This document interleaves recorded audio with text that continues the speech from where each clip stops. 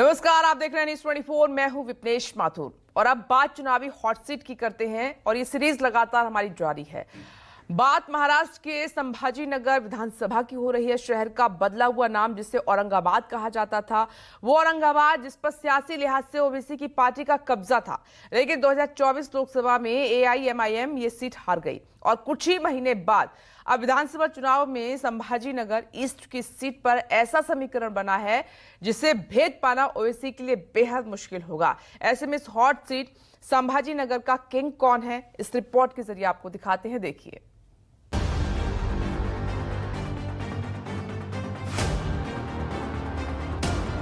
सुन लो ओवैसी, छत्रपति संभाजी नगर। ए देवेंद्र फडणवीस, अगर तुम मोदी अमित शाह भी बैठ गए तो मेरी जबान का मुकाबला नहीं कर सकते।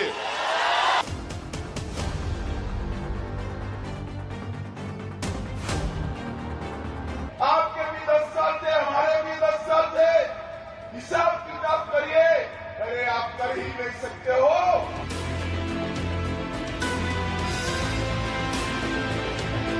महाराष्ट्र के चुनावी मैदान में हाल कुछ महाभारत जैसा ही है। एक लड़ाई विपक्षी पार्टी से है और दूसरी लड़ाई नेताओं को आपस में ही लड़ना है। विपक्षी दलों के पास तो एक दूसरे के लिए मुद्दे हैं, लेकिन आपस में लड़ाई के लिए मुद्दे भी नहीं हैं, सिर्फ असली नकली की दलीलें हैं।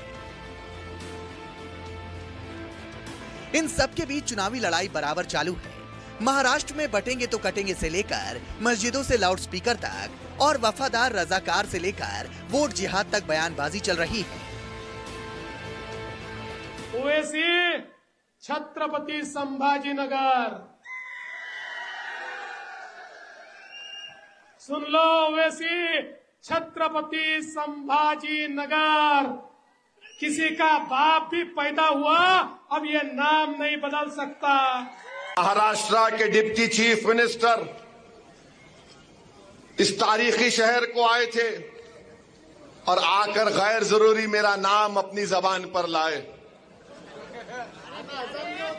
हाँ, देवेंद्र फडणवीस बोले, सुनो ओवैसी, ए देवेंद्र फडणवीस, याद रखो तुम मेरी जबान का मुकाबला नहीं कर सकते ना। अगर तुम मोदी अमित शाह भी बैठ गए तो मेरी जबान का मुकाबला नहीं कर सकते। जैसे जैसे चुनाव की तारीख नजदीक आती जा रही है, आपस में सिर्फ फुटबॉल जैसी स्थिति बन गई है, जिसका इलाज जो लाइलाज होता जा रहा है। क्योंकि इस चुनावी घमासान की चपेट में जिस तरह की बयानबाजी हो रही है और बयानों के इन बानों ने महाराष्ट्र के चुनाव को घमासान बना दिया है।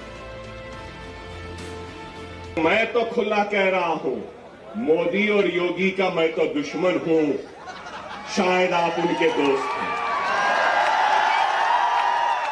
बताओ उनको, जाकर बोलो।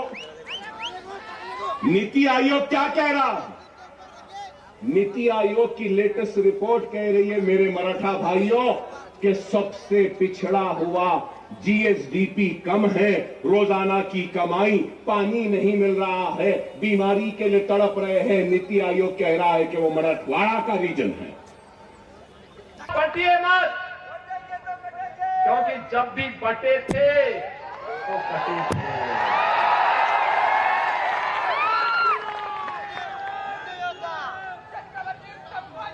एक है तो नेक है,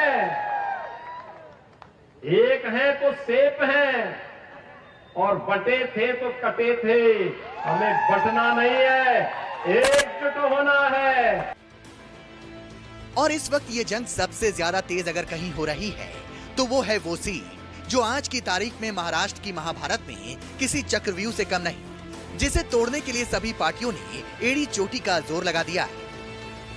औरंगाबाद ईस्ट विधानसभा सीट पर सभी प्रमुख पार्टियों ने अपने उम्मीदवार उतारे हैं, चाहे वो गठबंधन में शामिल पार्टियां हों या फिर अलग से हों। 2 बार से यहां पर बीजेपी से अतुल सावे चुनाव जीत रहे हैं। अतुल सावे का मुकाबला एमआईएम के डॉक्टर अब्दुल गफ्फार कादरी से होता था, लेकिन इस बार अब्दुल गफ्फार कादरी एमआईएम छोड़कर समाजवादी पार्टी में चले गए हैं और एमआईएम से इम्तियाज जलील यहां से चुनावी मैदान में हैं। बताया जाता है कि मुख्य मुकाबला इम्तियाज जलील, अतुल सावे और कादरी के बीच ही है। नया नाम संभाजी नगर, पुराना नाम औरंगाबाद। महाराष्ट्र का बड़ा शहर जहां की धरोहरें देश विदेश के पर्यटकों को औरंगाबाद, जिसका नाम अब संभाजी नगर है, वहां खींच लाती है। वर्ल्ड हेरिटेज अजंता और एलोरा की गुफाएं औरंगाबाद में ही हैं। मुगल शासक औरंगजेब ने अपने जीवन का एक बहुत बड़ा हिस्सा इसी क्षेत्र में बिताया था और औरंगाबाद की धरती पर ही उसकी मृत्यु भी हुई थी। औरंगजेब की पत्नी रबिया दुरानी का मकबरा भी इसी क्षेत्र में है, जिसका निर्माण ताजमहल की प्रेरणा से किया गया था, जिसके चलते इस मकबरे को पश्चिम का ताजमहल भी कहा जाता है। औरंगाबाद महाराष्ट्र का एक प्रमुख शिक्षा केंद्र और औद्योगिक नगर भी है।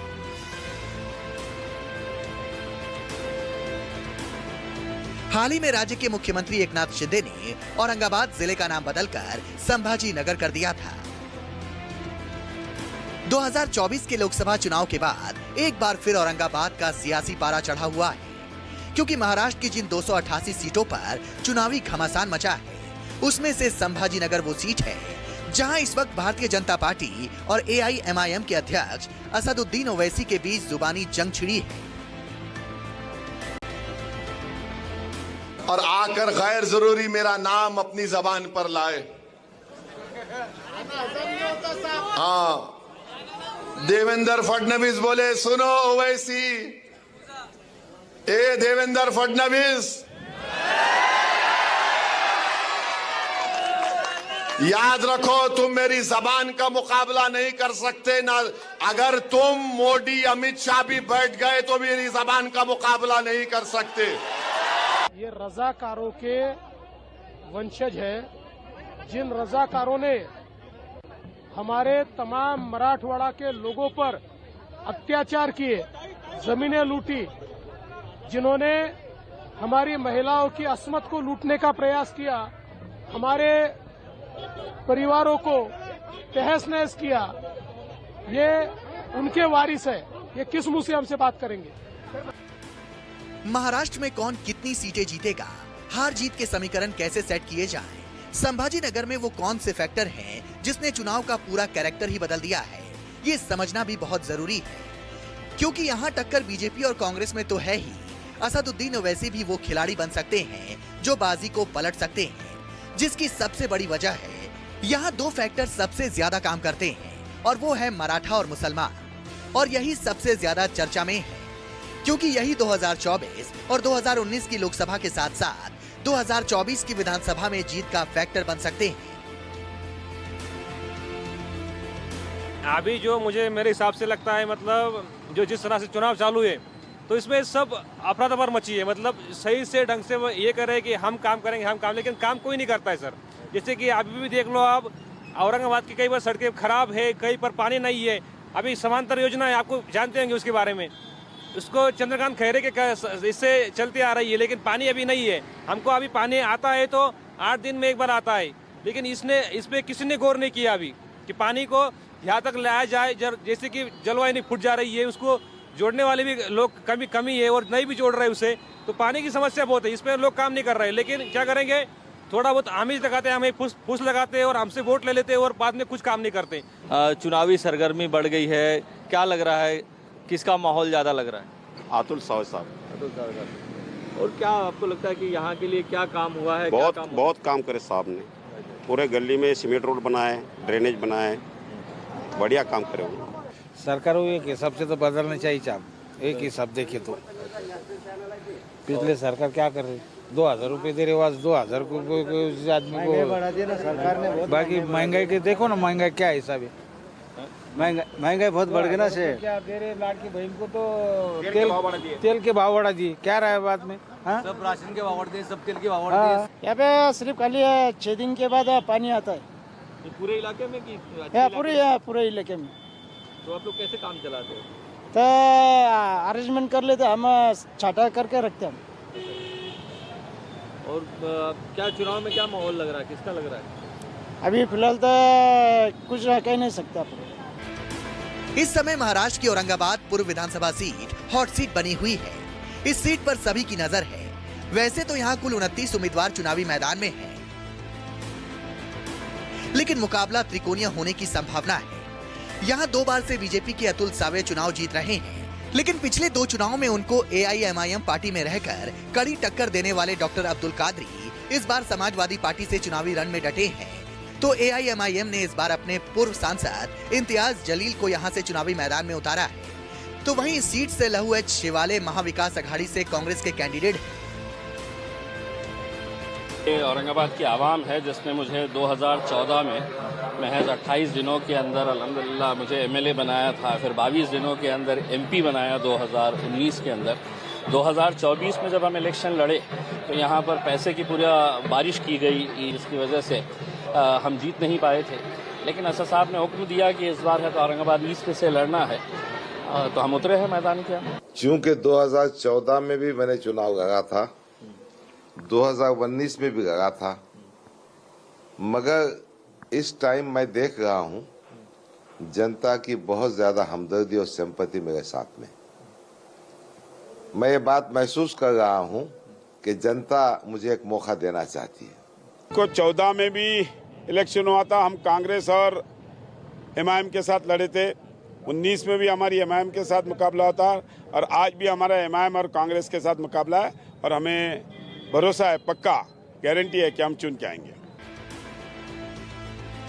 औरंगाबाद पूर्व विधानसभा निर्वाचन क्षेत्र महाराष्ट्र विधानसभा के 6 निर्वाचन क्षेत्रों में से एक है, जो महाराष्ट्र के औरंगाबाद जिले में स्थित है। ये औरंगाबाद लोकसभा निर्वाचन क्षेत्र का एक हिस्सा है। साथ ही 5 अन्य विधानसभा निर्वाचन क्षेत्र जैसे वैजापुर, गंगापुर, औरंगाबाद सेंट्रल, कन्नड़ और औरंगाबाद पश्चिम शामिल है। इस विधानसभा सीट पर पहली बार साल 1980 में चुनाव हुआ था। ऐसे में इस बार का समीकरण जानना भी जरूरी है कि इस बार इस सीट पर किसका पलड़ा भारी है और किसके खिलाफ मजबूती से लड़ सकता है, क्योंकि इस बार महाराष्ट्र की महाभारत में जो दंगल छिड़ा है उसमें सभी पार्टियों के लिए एक एक सीट बहुत महत्वपूर्ण हो जाती है।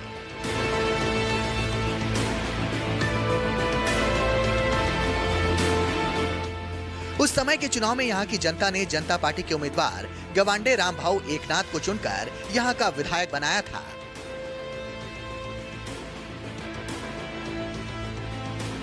छत्रपति संभाजीनगर पूर्व विधानसभा क्षेत्र में कुल 3,54,000 मतदाता हैं। ये पूरी तरह से शहरी सीट है, लेकिन यहाँ की सबसे बड़ी समस्या पानी की है। यहाँ की ज्यादातर इलाकों में 6 से 7 दिन में एक बार पानी आता है। इसके अलावा यहाँ पर तंग गलियां और कुछ जगहों पर गंदगी का भी अंबार है। छोटे रोड और संकरी गलियों के चलते यहाँ ट्रैफिक की भी भारी समस्या होती है।